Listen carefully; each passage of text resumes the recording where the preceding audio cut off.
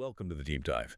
Today, we're tackling a really key figure from Mobile Suit Gundam, the origin Jimba Ral. Yeah, absolutely. A character whose influence stretches, well, pretty far. We've got the manga, the OVAs, wikis, even some fan takes, basically trying to get a handle on him before the one-year war kicks off. Our mission, really, is to figure out who this guy was, what made him tick, and, why his story is actually pretty important. So the origin really paints a picture of the politics brewing, doesn't it? Jimba Ral wasn't just some minor character. Not at all. He was head of the Ral Faction, right? Inside the Zeon party, inside 3, or Munzo back then, always clashing with the Zabis. Even when Zeon Deikun was still alive, this rivalry with Daegu Zabi was already there. Oh, yeah. It was simmering, definitely. A constant push and pull for influence. Okay, so fast forward to around UC 00068. Daikun dies suddenly. That must have just thrown fuel on the fire. Exactly. Huge power vacuum. And the Zabis, well, they didn't waste any time. They were pretty ruthless. The sources say they even managed to pin Sazero Zabi's assassination on the Ral faction. Right. Talk about political maneuvering. It really shows how brutal things were getting inside 3. And right in the middle of all this chaos, Jimba takes in Daikun's kids, Kazval and Artesia. Was that just loyalty, do you think, or...? It's complicated, isn't it? The sources suggest a mix. He wanted to protect them, sure, but maybe also saw them as, political assets. Yeah, and then there's the paranoia. He becomes absolutely convinced the Zabis killed Daikun. Yeah, that conviction, whether totally justified or not, it completely consumed him. That hatred for the Zabis, it becomes his driving force. Which ultimately leads to him having to run, right? The Zabis consolidate power. They gain the upper hand inside 3, yeah. So Jimba, the kids, their mother Estrella, though she stays behind later, they have to flee. With help from his son Ramba Ral and Crowley Hammond, wasn't it? That's right. They managed to get them off side 3 and down to Earth. To Spain, actually. Where they end up under the protection of Don Diablo Mas. An old friend of Jimba's. An old connection, yeah. And Diablo formally adopts the kids. That's when they become Edward and Salem Mas. So this period on Earth, UC 0068 to 71. That's crucial. Absolutely critical. Diablo provides safety, a comfortable life even.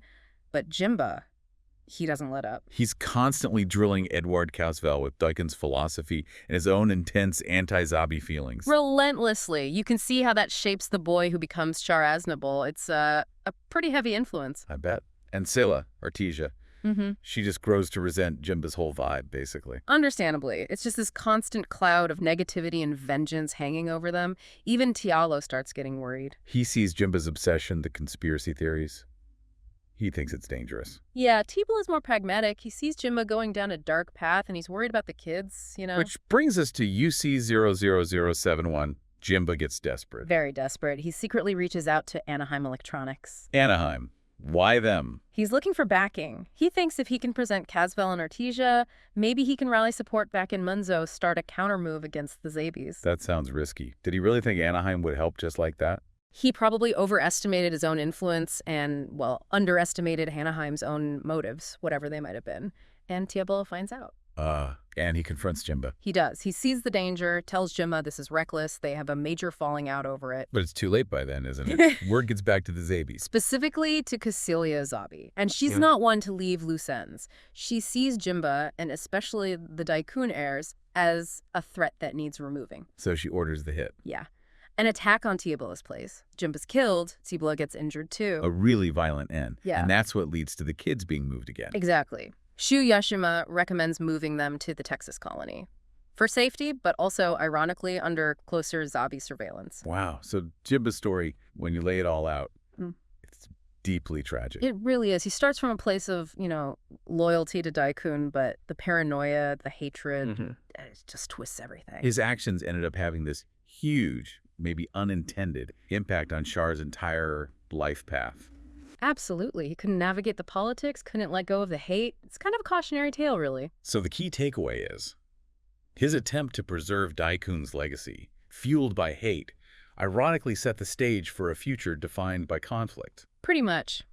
Which leaves us, and you listening, with a thought, I guess. Yeah. Considering how intense Jimba's hatred was, and how hard he worked to mold Kazval, what if he'd chosen differently? Like, what if he tried reconciliation or just not focus so much on revenge? Or what if Tiepolo's influence had been stronger during those years on Earth? Right. How different could the universal century have looked? It really makes you think about those turning points, those individual choices.